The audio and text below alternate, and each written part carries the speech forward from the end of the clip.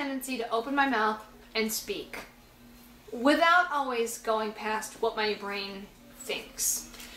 It's a character flaw. I'm working on it. If I ever say something really stupid or offensive to you, just know that I'm probably going to realize it later. And if I don't, feel free to point it out. One of the very fun things that I like, or one of the things that I guess would save me a lot of heartburn, is the fact that I get to stop and think before I respond. When I'm witnessing to somebody, I'm very bad at recalling scripture. I have a terrible memory. I can say Old Testament, New Testament.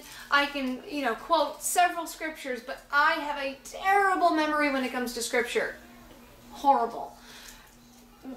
I have the chance to be able to open up a new tab, flip over to Bible Gateway, pull up the scripture, copy and paste, go over to Facebook, and give it to them that way.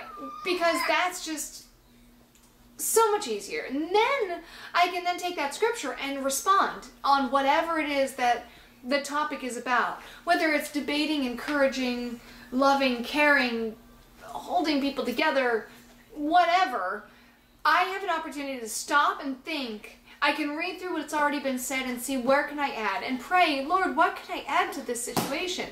Sometimes it's not adding anything, and sometimes it is being able to add something.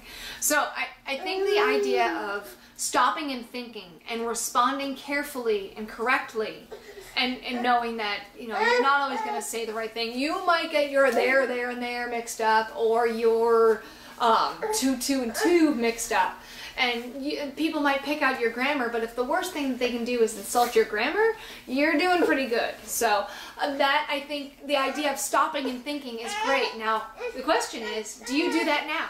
Do you already stop and think before you post, or are you just hoping that you get it right? Or you just flail it out there with speech to text? Stop and think before you respond. What you're saying has an impact on the glory of God.